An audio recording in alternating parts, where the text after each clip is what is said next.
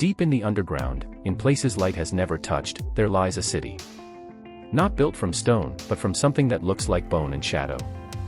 And guarding it is a single creature, blind, but hunting by sound alone. The Warden. So why is this city buried so deep? Where did the Warden come from? And that purple-blue substance we call Sculk, could it actually be a gateway? Today, we're diving into the theory behind Minecraft's darkest biome, the Warden portals. Stick around, because by the end of this video, you might never look at a Sculk Shrieker the same way again. The moment you step into an ancient city, you notice something. This isn't a random cave. It has organized streets, tall structures, libraries filled with shelves, and even a prison lined with cells. Random caves don't have architecture. Random caves don't have order. Which means an entire civilization once lived here, a civilization that thought, organized, built, and eventually vanished. No bones. No survivors. Just an empty city, frozen in time, waiting underground. So what happened to them? Where did they go? That's where our theory begins. At the center of every ancient city sits a massive Sculk formation, a dense, pulsing mass that looks almost alive. Most players walk past it, assuming it's just decoration, or maybe a grave. But in our theory, it's neither. We believe it's the remains of an energy focal point. A collapsed gateway that once connected this city to somewhere else entirely, perhaps to the dimension we now call the Deep Dark. Not a place on our map, but a place beneath it, beyond it, outside the world we know. If that's true, then this pulsing Sculk heart isn't a monument. It's a wound. The scar left behind when a doorway between worlds tore itself apart. Now let's talk about Sculk itself, because its behavior is stranger than most players realize. What's the one thing Sculk does better than almost any other block in the game? It detects vibrations. It senses footsteps, explosions, even the sound of a block breaking 3 rooms away. It spreads like a living nervous system, sensing every sound wave and passing it on, block by block, deeper into the city. That's not typical decay. That's not typical growth. That's communication. In our theory, Sculk isn't just an ordinary block. It's the residual tissue of a shattered portal network, the leftover nerves of a gateway that used to connect entire regions, maybe entire worlds, and is now just barely, painfully still functioning. When the city collapsed, we believe the portal fractured along with it, and its energy froze in this new form, a sound-sensitive, spreading tissue that still remembers what it used to do, carry signals across distance.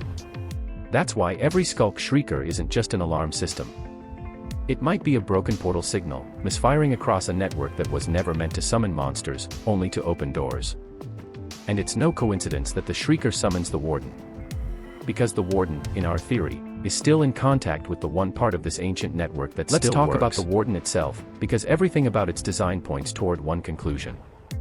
It has no eyes. None. And yet it hears, senses, and smells everything around it with terrifying precision. This isn't a random design choice. In nature, and in fiction, creatures lose their eyes when eyes stop being useful, when they evolve somewhere that light simply doesn't exist. A creature with no eyes is a creature built for a lightless world. In our theory, the Warden is exactly that, a being that evolved on the other side of this collapsed portal, in a dimension where sight was never necessary, because there was never anything to see in the first place. Even its body seems designed for a place without light, no need for color, no need for camouflage, only raw size and raw senses. So what happened when the portal broke? We believe some Wardens were stranded on this side, pulled through, or trapped, in our lightless underground, cut off from wherever they truly belonged. They didn't need to adapt their senses, because their senses already worked perfectly down here.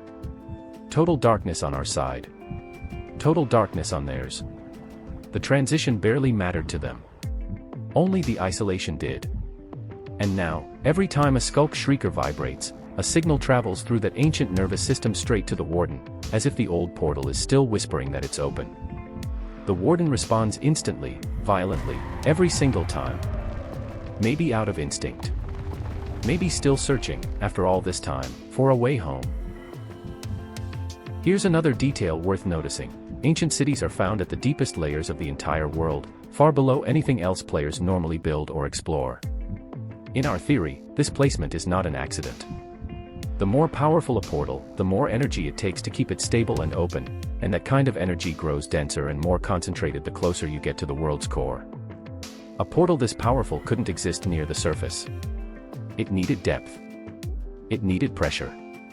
It needed to be buried far from casual reach.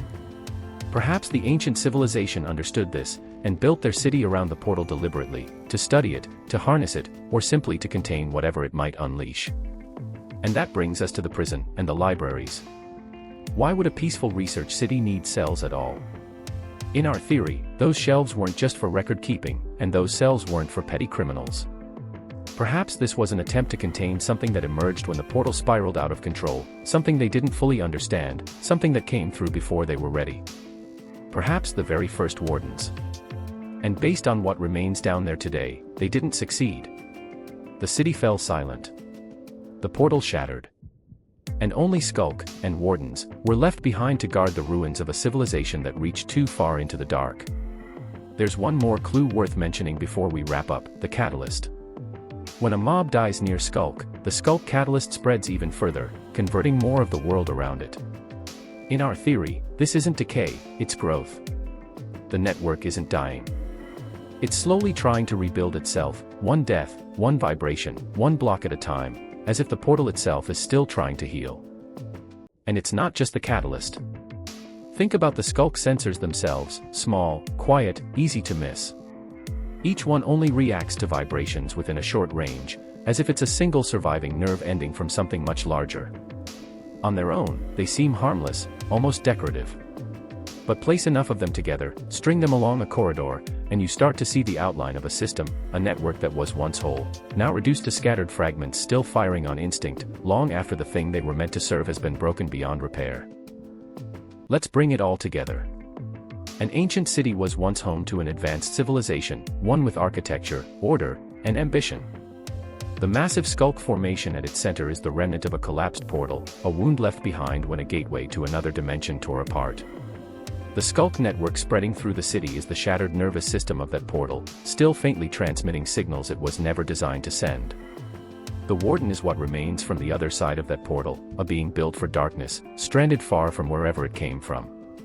And the extreme depth of these cities is tied directly to the power of the energy that once fed the gateway itself. Now, this is only a theory. Mojang has never officially confirmed any of this, and they probably never will. But isn't that the best part of Minecraft? Taking a pile of stone, sound, and shadow, and finding an entire story hidden inside it. So what do you think? Did the Warden really come from another dimension through a broken portal, or is there a completely different explanation hiding in the depths? Share your own theory in the comments below. I read every single one. See you in the next video. And remember, sometimes the darkest places hide the most interesting stories.